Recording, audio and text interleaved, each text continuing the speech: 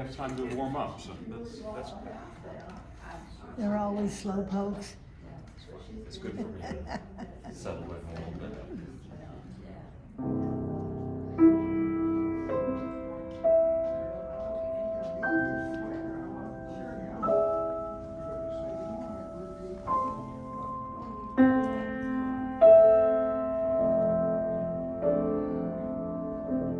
You can talk. I'm not really playing anything. I'm just.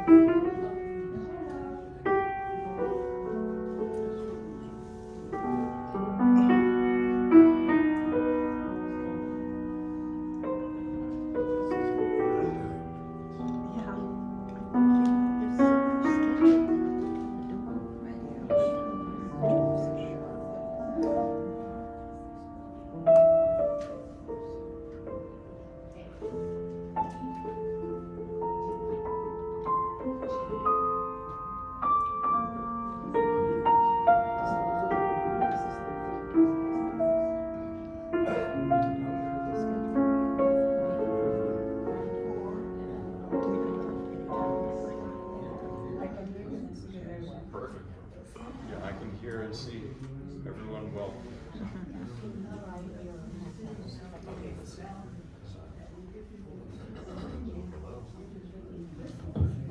Testing it. It works. Okay. Mute, which is good. We don't want it on when I'm playing it too loud.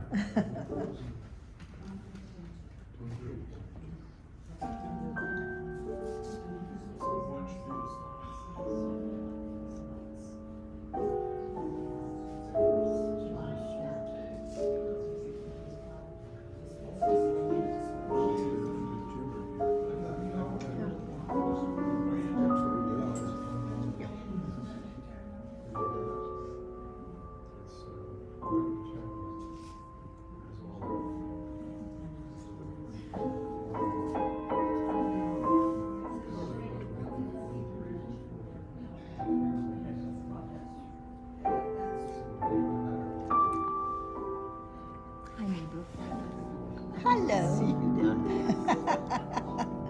I don't turn around to look very often. Who's there? You wanna, ready to go? Or we'll wait a little? Just, okay. Keep doodling.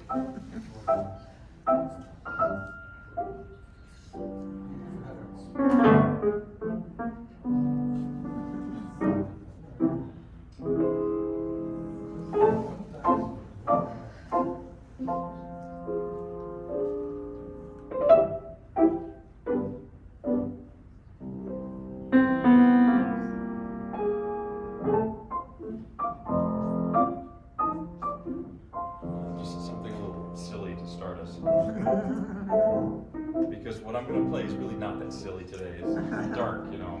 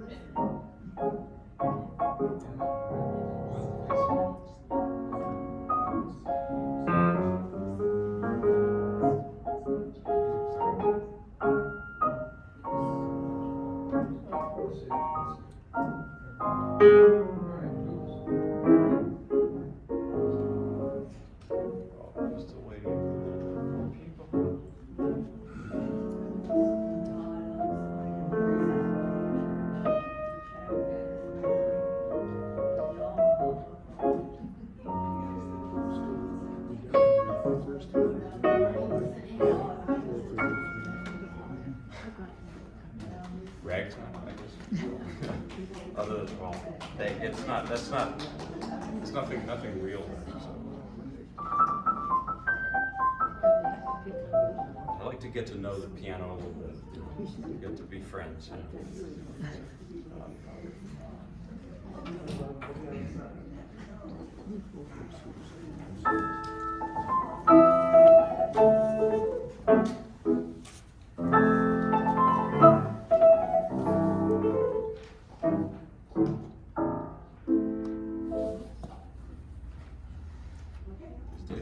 Oh, should we? I'm here. Oh, okay. Yeah. I was wondering if you'd like. Let me start. Oh, perfect. I'm glad you didn't catch the ragtime and stuff. Okay, we're good. All right. Well, good afternoon. Good early evening. I'm Robert Buxton, and it's great to be back here at the Village. I've been here before, and it's good to see you all. Thank you, Debbie, for setting this up, the time, setting up the piano, setting up the microphone, everything. So what I'd like to do first is sort of a tradition I've been doing is improvise. I was improvising for you even before, but improvisation to me is like the missing link in classical music between performance and composition. It's sort of a bridge between the two, and furthermore, that's what they did. If you were to go back to the past 200 years or more, they would improvise all the time, and somehow today we've stopped doing that in classical. We leave it to the jazz players, but maybe we shouldn't. So here's what we'll do. Today we'll play a little game with this. If you just give me a few notes, a few random notes, we can make a melody. And I think, did we do this before? I don't know if we did it like this before. Yeah. We did? Yeah. Well, in that case, let's do something different. How about I play Happy Birthday in the style of a composer, maybe a 20th century composer, maybe a composer who's a little unusual. Bartok, oh. Nice. Let's see, I've never done this before. Okay. Yeah. Well, so Bartok, he was kind of a modernist, you could say. He'll do some dissonant things, but the foundation of Bartok is his, he was like an ethnomusicologist, or he sort of invented ethnomusicology. He'd go out and collect folk songs of Romanian and Hungarian folk music. So this is Happy Birthday's got to have some of that flavor of folk music with some jarring dissonances. And I think we'll hopefully get to Bartok style. So.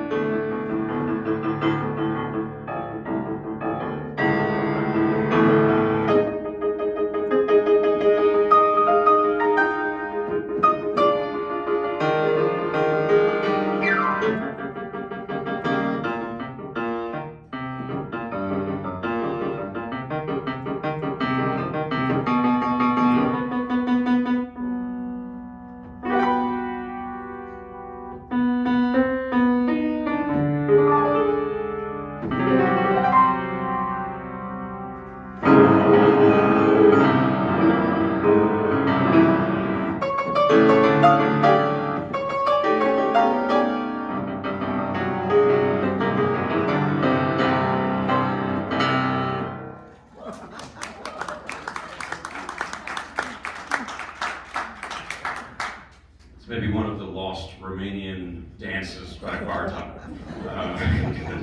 I don't know. So now we're going to go back to the 18th century, 1762, and this is a piece by Gluck, and it's called Melody from Orpheus and Eurydice, which is it's an opera. Gluck lived in Vienna in the mid-18th century, and he was writing, you could say, a bit before Mozart's prominence. Mozart was about 5 or 6 when this opera was written. So yeah, Mozart was writing music at that time, but he was still pretty small. So, and Gluck, in turn, he was a big influence on Mozart later. But the opera, of course, is based on the myth of Orpheus and Eurydice, which is an ancient Greek story. And Eurydice dies and goes to the underworld, Orpheus follows after her to save her, and he brings his harp, his lyre, L-Y-R-E, not L-I-A-R, is different meaning there. And he goes and he's playing the harp for the gods of the underworld and charms Hades to the point that Hades says, she can go back to Earth with you, just don't look back. You may have heard that phrase before in the Old Testament. So, unfortunately, at the last moment, they're almost back up to Earth. Orpheus reaches his hand and he looks back, and Eurydice disappears forever to the underworld. So it's quite a tragic story. But this was the age of enlightenment, the 18th century, and I don't think people liked endings like that. The times of Rousseau and Voltaire and John Locke and all these people, there was more of a, I mean, this is a big generalization, but there was a bit more of an optimism in the air at that time. And so they changed the story. And in the opera, Cupid jumps in and gets Eurydice to come back to Earth, and they have a big celebration, and everyone lives happily ever after. I like it that way. I saw the opera at the Met many years ago in New York, and it ended on this nice note.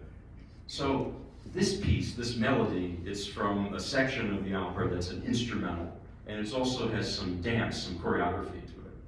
And the section is called the Dance of the Blessed Spirits. It's an instrumental, it's for flute and strings in the opera. So, you know, this is clearly, it's a lament. This is Orpheus' lament for Eurydice, and there are many adaptations of this piece. There's one for the violin. You know, I'm still doing sort of a loose violin theme. I'm obsessed with the violin, but I'm too lazy to learn it, so I'm stuck with these pieces, which is not a problem. There's recordings of Misha Elman, Jascha Heifetz playing this. And this piano version is by an Italian 19th century composer by the name of Scambati, which just, what a beautiful name, and it sounds really, it's just a great name, Scambati, you know. Scambati's arrangement is sort of old-fashioned, and I like that. This is the kind of piece that would be more in style to play in a recital 120 years ago, in 1906. And Rachmaninoff played this a lot and recorded it, and his version is just out of this world. So anyway, here is Gluck, arranged by Scambati, melody from Orpheus and Eurydice.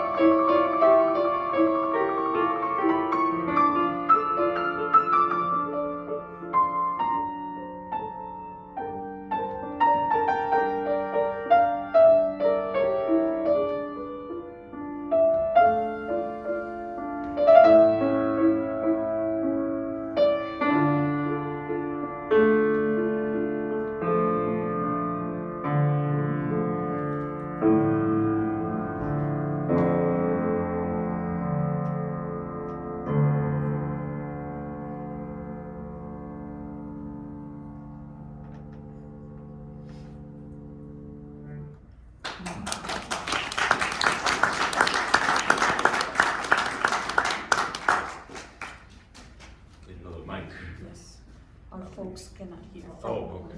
I can always play louder now too. No. Yeah, two is better than one, yeah. Just like dessert. Sorry, I'm a big wisecrack person, so, oh, and this should we, oh, okay. That should be good, yeah. Okay. All right, thank you very much. Oh, no, thank you. So, this piece makes me think of something that a lot of people will come to me and they'll say, I don't understand classical music. Is there something I can do to understand it better? I feel like I need more education or something. There's something I'm not getting. The music is so old and all of that. And my answer is, it's the same thing as this.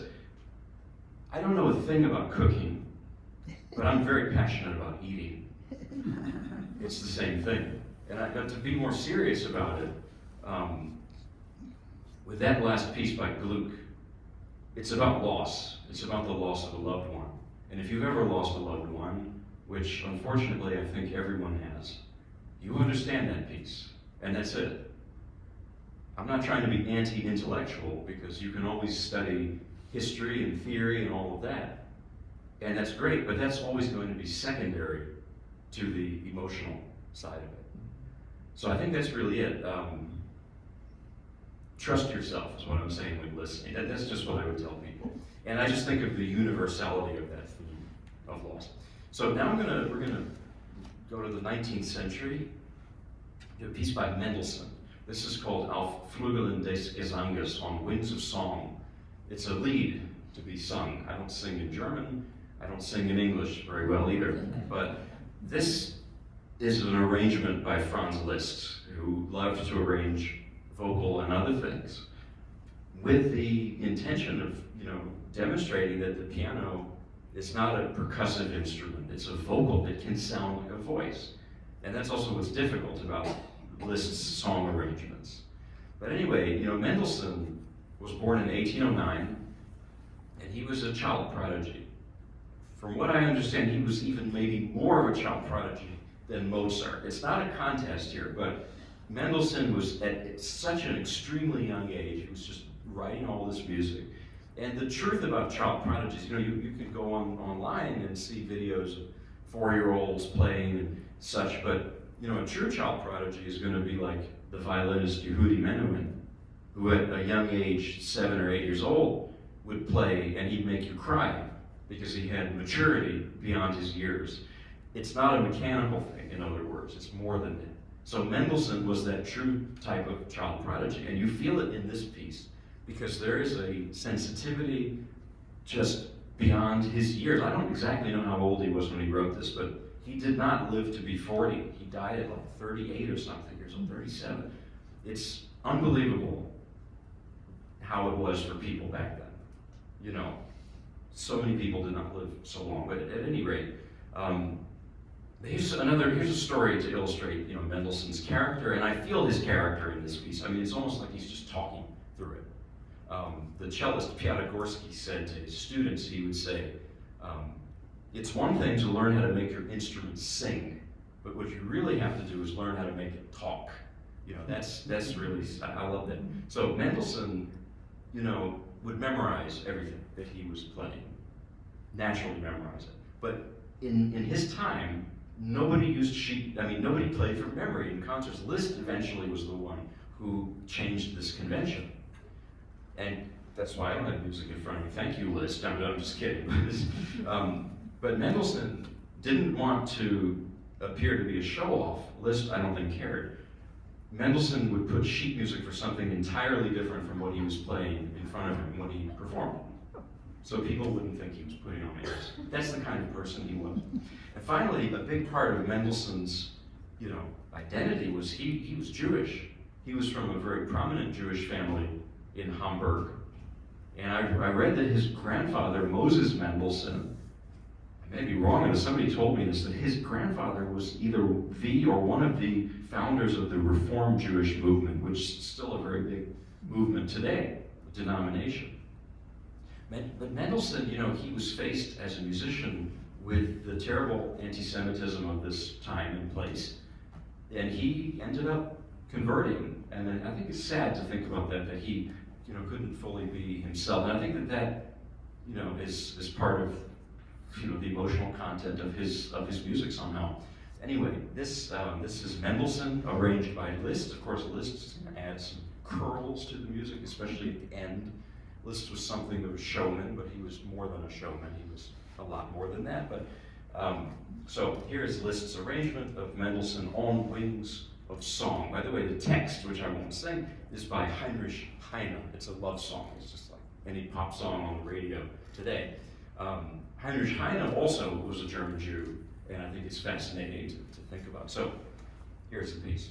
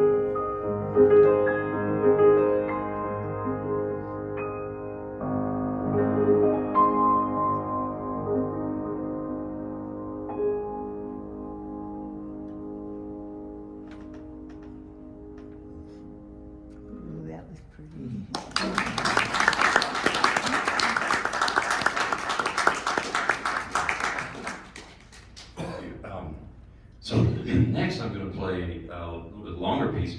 This is the 10th out of 12 of Robert Schumann's Paganini studies.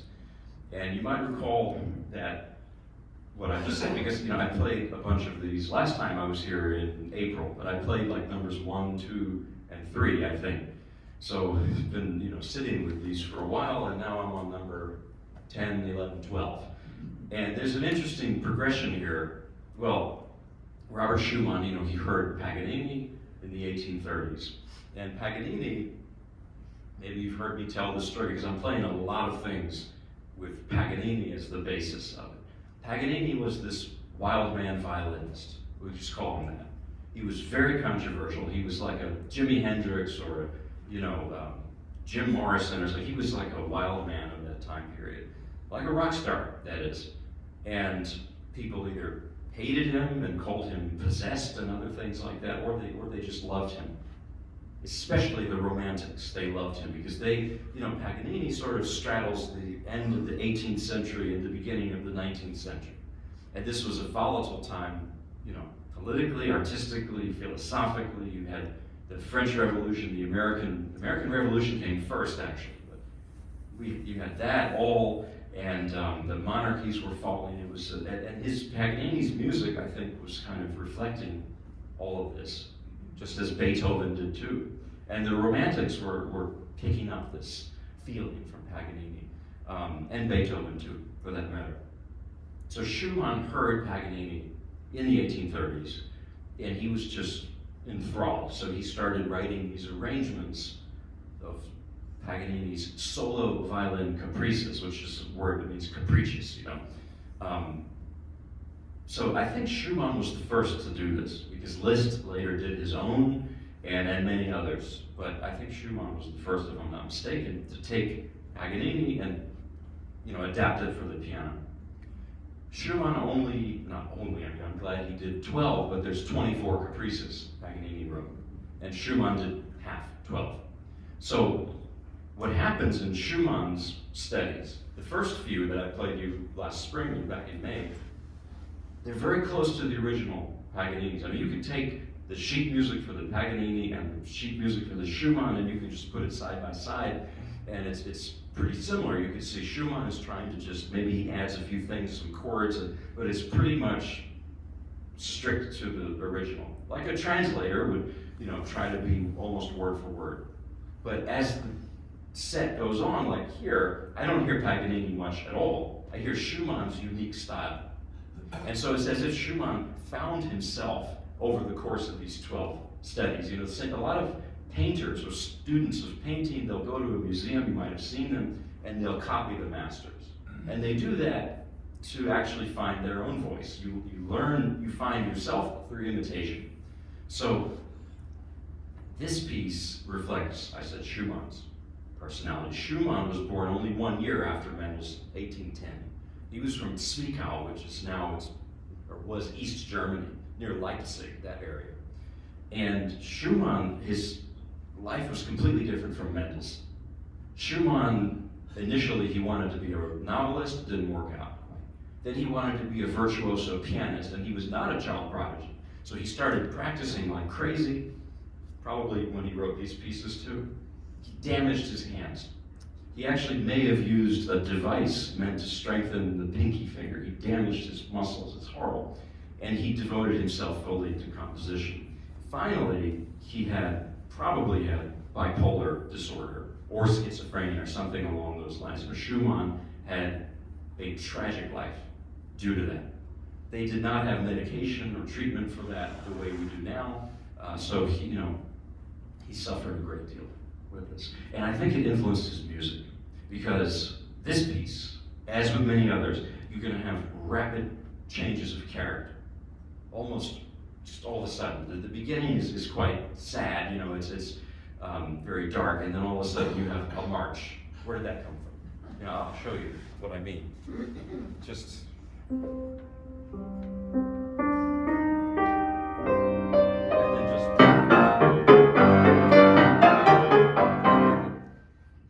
Why does he do that? I think in part it's because of his condition, his bipolar disorder, those sudden mood changes. The other thing is the literature of that time that he loved. One of his favorite writers was E.T.A. Hoffmann, who wrote The Nutcracker, popularized, of course, by Tchaikovsky later. Hoffmann's writings are like that. He wrote novellas, and you'd have one plot and then splice another plot. It's not linear, it's not one big development. There's one pianist, I won't say the name because I like him, but he criticized one of Schumann's pieces for this reason. He said Schumann is like shish kebab. You have a little bit of this, a little bit of that, a little bit of this. There's no unity to it. But I think that's the whole point. And by the way, shish kebab is also great. It doesn't need unity because the variety is what makes it wonderful. So anyway, Schumann, shish kebab, it's all good. See, I like to talk about food because I like food. That's my real passion. Yeah. Eating, not cooking. So here is Robert Schumann's arrangement of Paganini, the C minor maestoso Caprice for violin original.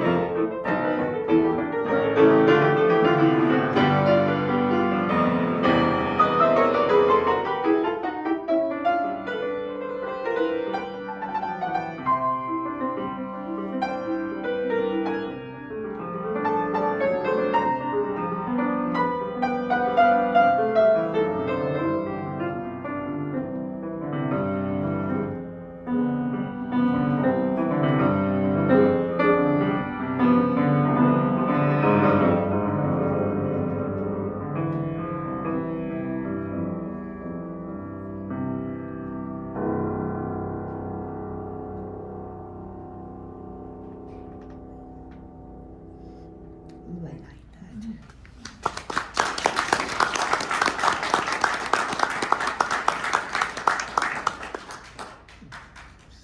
Thank you. So, Schumann's music, I don't have a favorite composer. People ask me that, do you have a favorite? I like the variety, just like I like the variety of weather, food, you know. But there's something about Schumann that I feel very close to because there's something so real and human about him. And that I just love that. It's a little, sometimes too much of Schumann's music can go a long way. I have a friend who's a pianist who will ask me that because I like to play Schumann's music, and they say, does it ever rub off on you? And it does. By the way, Schumann, you can hear in this piece both the manic and the depressive sides. He even created literary characters for those two sides of himself. He called his manic side Florestan. You heard plenty of that there. He called his depressive side Eusebius, and you heard plenty of that there too, like here in the middle.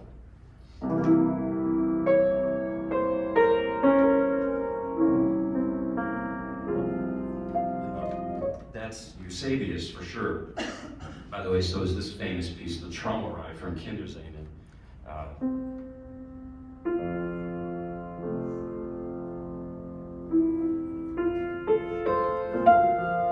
This piece. I need to do that another time. I don't know the rest of it that well. It's been a while. But anyway, here's a quick story about Schumann's music, and I hope I didn't tell it last time. And it's concerning the pianist Walter Gieseking. Does that name ring a bell? He was a French-born German pianist. And he was not a good person. Let's just get that out of the way. He was kind of a collaborator with the Nazis, not a good person. He also he wrote a book called basically How to Play the Piano, How to Practice. And his theory, which in small doses I think is great, is that you don't need a piano. In fact, you shouldn't practice on the piano. You should practice strictly in your mind. You should take sheet music, look at it, and just remember it, internalize it, and don't even touch the piano. I tried this one summer in grad school, and I had a big headache, and I thought I was going to lose it after about a week. But anyway, that's a different story. So, but Gieseking in the 1950s, he was a great pianist. Not a good person, but he was an amazing pianist. He was giving a master class, a public lesson in the 1950s. And there was a young boy playing Schumann for him, apparently. I don't know if it's true, but I heard it. And the boy finished, and Walter Gieseking said, I want you to play it again, and whatever happens, don't stop. Okay. So the boy he's playing, and Walter Gieseking is like standing right there, screaming insults at him the whole time, to the point that the young boy starts crying while he's playing. He's just a wreck. He destroys his confidence. And then this student, he finishes, Gieseking sits down and he smiles and he says, okay, only now you're in the right mindset to understand Schumann. Horrible way to get the point across, but there's a small grain of truth, I think.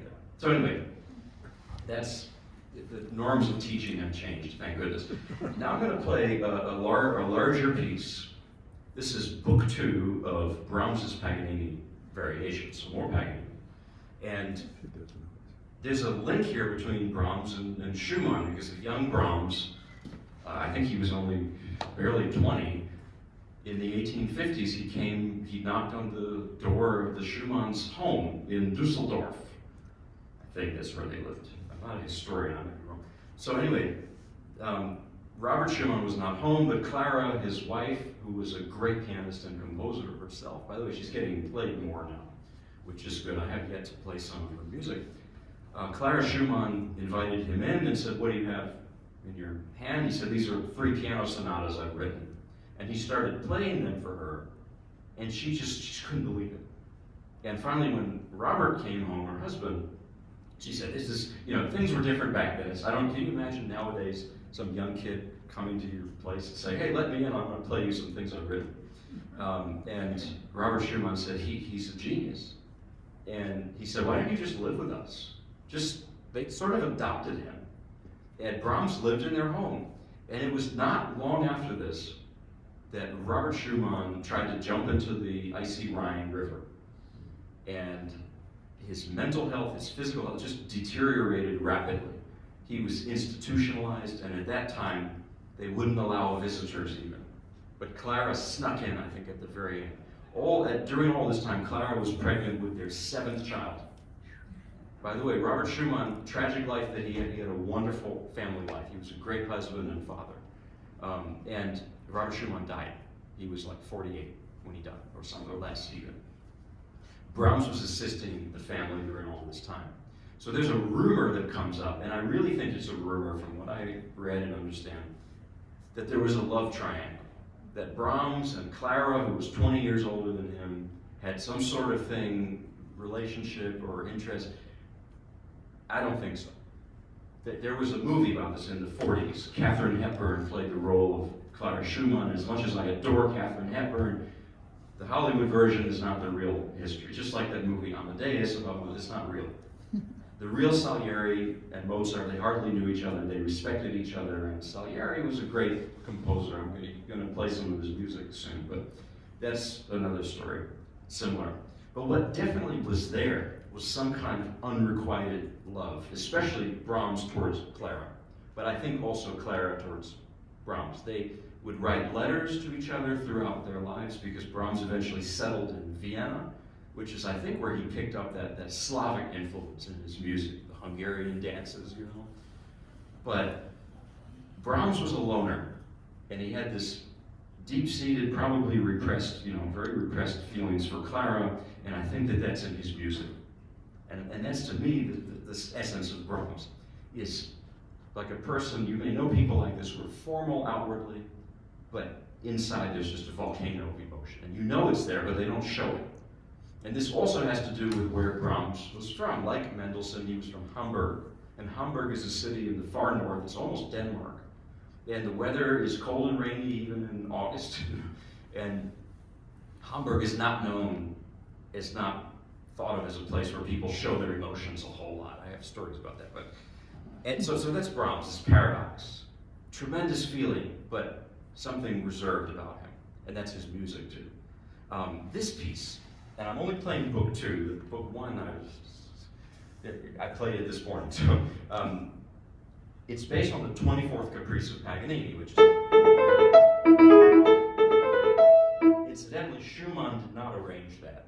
So Brahms, this is not an arrangement. He gives you the theme and then has variations on that, and it's more of a taking a lot of liberties with Paganini, and it's amazing. So Brahms wrote this initially as a set of exercises for the fingers. That's it, just exercises. And it's true because in book 1, there's one passage that right here, that sent me to the orthopedist over the summer. And the orthopedist said, well, what's causing you the trouble? I said, Brahms, that's what happens to me. So, but Brahms noticed that these exercises had musical value, they had depth, they had soul, so he just he adapted them into this piece. So it's kind of a dual function. It's real music, but it's also a set of exercises. Very tricky to play. Finally, I want to say this. I'm intrigued by the quote of William Faulkner, who said that the past is never really past. And that's for better or worse. That the past lives today.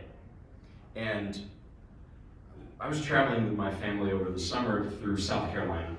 We were at a rest area, and there was a gentleman getting off a Harley Davidson. By the way, you've seen photos of Brahms in his later years. He had this giant white beard, and he liked to smoke cigars. He looked like Santa Claus.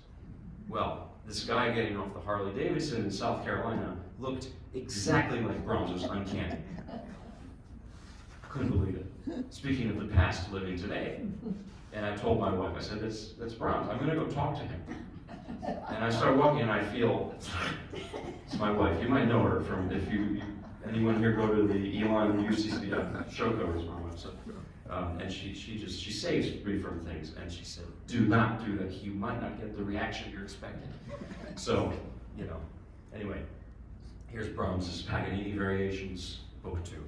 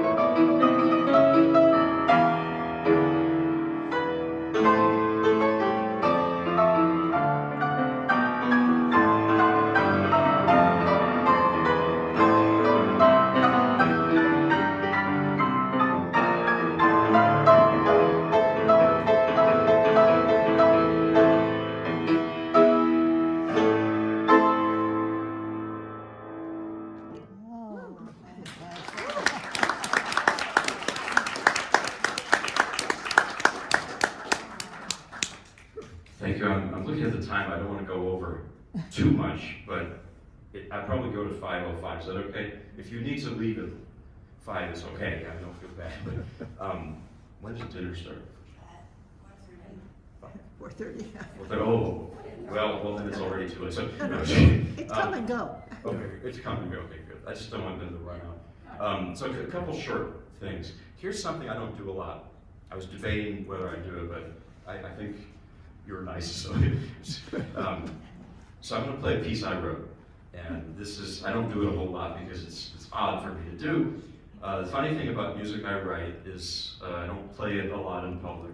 And despite with how I am as a person, and my wife can confirm this, which is probably talkative and outgoing, and the music I play a lot of the time, like at Brahms, the music I tend to write is usually very quiet. Go figure. It's the opposite of how I am. And this is a piece, I don't really know what to call it, so I call it Atlantic Beach, North Carolina, because that's a very special place for me and for my family. We go there a lot, especially in the winter, and we were just there. We like to go around the New Year, and I even went swimming on New Year's Day. It was even colder than I thought, but, well, that's, yeah.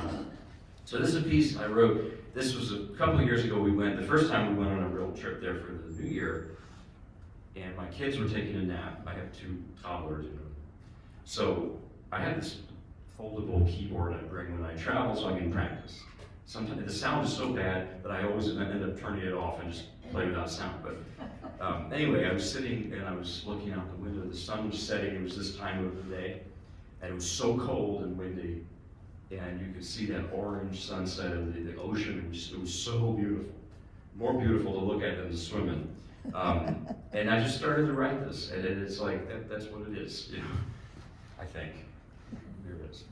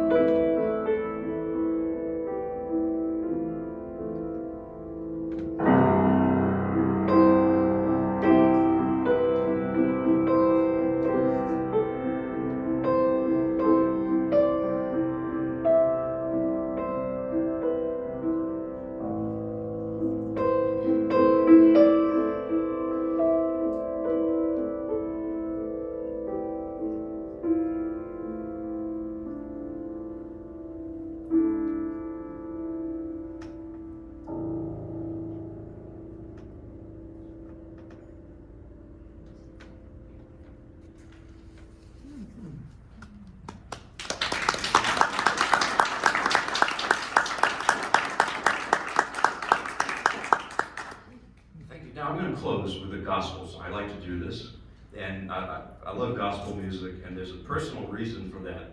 Maybe you've heard the story. So I grew up in New Jersey. We talked about, some of you are too from there. And both of my parents are immigrants. You know, my mother is an immigrant from the Soviet Union, from Moscow, Russia. And I grew up through her and through her brother, my uncle Boris, very Russian name. They raised me on classical music from a young age. Tchaikovsky and Rachmaninoff and Mussorgsky and everything. My dad is also an immigrant from Southern Virginia. And it's through him, you know, this whole time I was growing up, he would always come to me and say, when are you going to learn some real music? Well, here's some real music then. So I played that too, growing up. This is Leaning on the Everlasting Arms, an old-time gospel song. We'll close with that. Thank you all for coming, and you know, it's always a pleasure to be here. Thanks, Debbie, and you know, so we'll close off with something a little upbeat. The language is a little bit moody, but moody is just. You should write more. Well, I write a lot, but I don't play it. You know? Play more. Because some of the things I write are pretty weird. That's one of the more normal ones. But okay, if you say so. If you ever listen to your voice on a recording, okay, multiply that by 10, and that's how it feels to hear a piece you wrote while you're playing it. It's a very weird thing. So here it is. I mean, gospel now. So.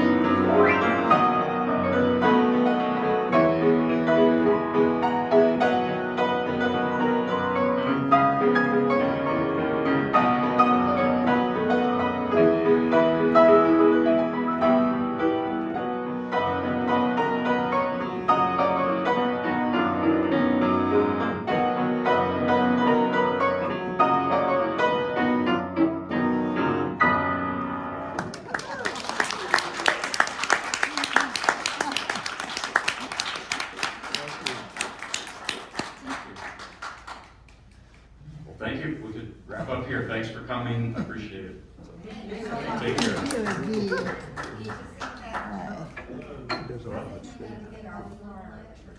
Oh, to sing? Yeah. Oh, yeah, I think so too. It's a great Today was gospel. great. Oh, thank you very much. Very much.